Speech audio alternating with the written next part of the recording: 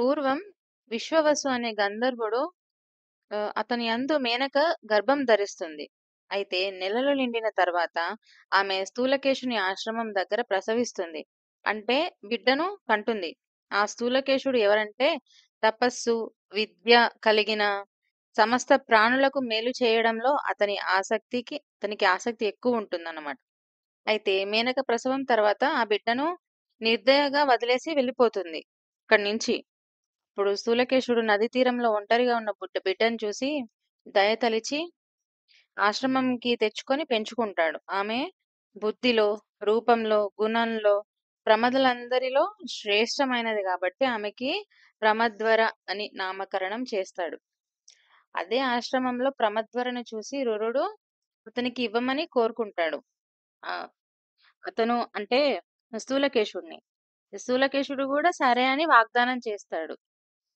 వివాహం కొద్ది రోజుల్లో ఉంటుంది అని అనుకునగానే ఆమె వాళ్ళ చెల్లెలతో కలిసి అడవిలో తిరుగుతూ ఆడుకోవడానికి వెళ్తుంది. అలా అడవిలో ఆడుకునేటప్పుడు ఆమె కాలి కింద సర్పం తగులుతుందన్నమాట. ఆమె తొక్కుతుంది పాముని. ఆ పాము ఆ సమయంలో నిద్రించే సర్పం అన్నమాట.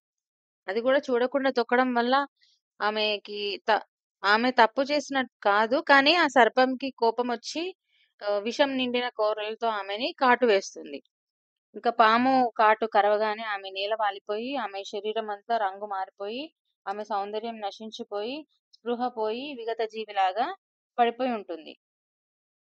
ఇప్పుడు రురుడు ఇంక బాధపడతాడు. తన కాబోయే భార్యకి ఇలా అవుతుందనంటే తను చనిపోతుంది అని తెలిసి తను చాలా బాధపడతాడు రురుడు. అప్పుడు రురుడు ఏమనుకుంటాడంటే, నేను పుట్టినప్పటి నుంచి ఇంతవరకు మనోనిగ్రహంతో ఉన్నాను. బ్రహ్మచర్యాది వ్రతాలు గూడా నేను దృఢంగా పాటించాను. అలా ఆచరించేవాడిని నేను. శ్రీకృష్ణ భగవానుని యందు నాకు నిశ్చల భక్తి ఉన్నట్లయితే నా ప్రియురాలు జీవిస్తుంది అని మనసులో అనుకుంటాడు. అప్పుడు దేవతలందరూ కలిసి అతనికొక ఉపాయం ఇచ్చి "ఓ భృగునందన నువ్వు ఓ రురు నీ ఆయుష్‌లో సగం కనుక నువ్వు నీ భార్యకి ఇవ్వగలిగితే ఆమె బ్రతికి లేస్తుంది" అని అన్ అని దేవతలు చెప్తారు. అయితే అతను గూడా ఒప్పుకుంటాడు. ఇదంతా దేవతలందరూ ధర్మరాజు దగ్గరికి తీసుకెళ్తే ధర్మరాజు దీనికి ఒప్పుకొని సరే అన్న వెంటనే ఆహ్, రురుని ఆయుష్‌లో సగం ప్రమద్వరకి ఇచ్చి ఆమెని బ్రతికిస్తారనమాట. ధర్మరాజు అలా ఓకే అన్న వెంటనే ఆమె నిద్రలో నుంచే లేచినట్టు లేచి కూర్చుంటుంది. అయితే గండం నుంచి బయటపడ్డట్టే అయిపోతుంది.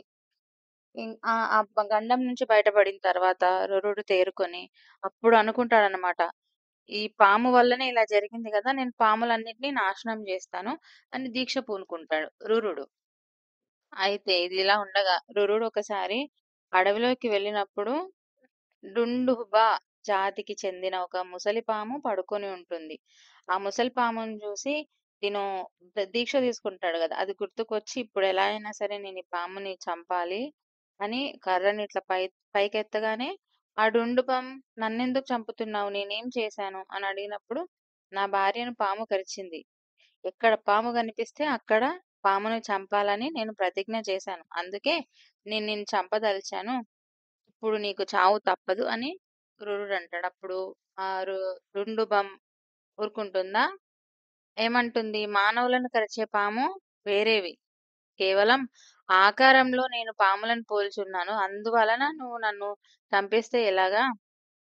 ఆహ్, ఇలా ఇలాంటి దుండుబాలను హింసించడం మానుకో అనని బోధిస్తుందనమాట. అరే! పాము ఇలా చెప్తుందేంటి అని రురుడు భయపడి ఆ పని చేయడం ఆపేస్తాడక్కడే. కర్రని దించేసి. ఇప్పుడు రురుడు అడుగుతాడు. "నీవెవరివి? నీవు కేవలం సర్పమైతే నువ్విలా చెప్పవు గదా! నువ్వెవరివి?" అని రురునికి డౌటొస్తుంది. అప్పుడు చెప్తుంది డుండుబం. "నేను పూర్వం సహస్రపాదుడనే మునిని ఒక బ్రాహ్మణుని యొక్క శాపం వలన ఇలా నేను సర్పంగా మారాల్సొచ్చింది. అదేంటంటే పూర్వం నా స్నేహితుడు ఒక విప్రుడు. విప్రుడు అంటే బ్రాహ్మణుడన్నమాట. అతను అగ్నిహోత్రాల కార్యక్రమాలు చేసేటప్పుడు అతని మనసంతా అతను చేసే యజ్ఞం మీద లగ్నమై ఉన్న టైంలో నేను ఆహ్, సోదరుడు గదా అని జెప్పి ఆహ్, చెలికాడే గదా! అని తొందరపడి నేను పరిహాసం జేశాను. అతనిని ఒక గడ్డి పాముని తీ తీసుకొచ్చి అతన్ని భయపెట్టాను. అందువల్ల అతను నిజంగానే భయపడి అదే ఉద్వేగంలో నాకు శాపం పెట్టాడు. "నువ్వు ఎలాంటి పాముని తీసుకొచ్చి నువ్వు నన్ను భయపెట్టావో నువ్వు గూడా అలాగే అవుతావు" అని శపించేసరికి నేను పరిహాసం జేశాను. తొందరపడి చేశాను. అది కావాలని చెయ్యలేదు. చెలికాడవే గదా! అని నేను శాప విముక్తి కోసం అడిగినప్పుడు, ఇంకతను నేను మాట్లాడింది మాత్రం అసత్యం అవ్వదు. ఇంకా సరే అని జెప్పి, "ఒక మాట చెప్తాను మనసులో దాచుకో" అని జెప్పి అతనేం జెప్పాడంటే, భార్గవ కుమారుడనే ప్రమతికి రురుడు అనే పేరు గల పవిత్రుడైన కొడుకు పుడతాడు. నువ్వు అతనిని చూడగానే నీకు శాప విమోచనం కలుగుతుంది అని చెప్తాడన్నమాట. ఈ డుండుబం వల్ల అతని పూర్వజన్మలో ఎవరైతే స్నేహితుడి వల్ల శాపం కలుగుతుందో అతను.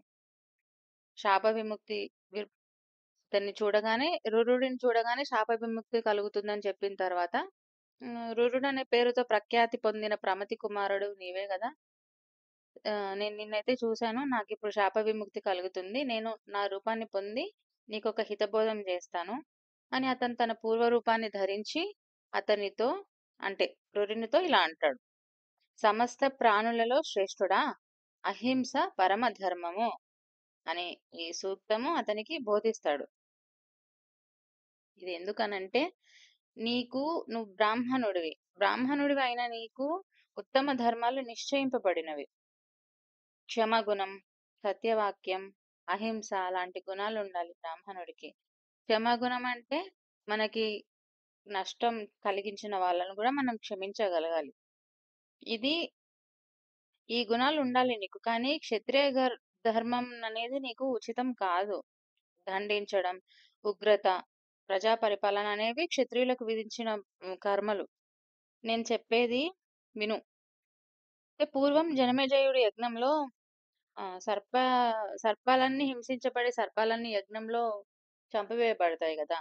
ఆ సర్పయాగంలో బ్రాహ్మణ ముఖ్యుడు, వేదాంగ పారంగతుడు, తపో విద్యా బల సంపన్నుడైన ఆస్తికుడు ఆస్తికుడు గూడా సర్పాలకు ప్రాణరక్షణ కల్పించాడు.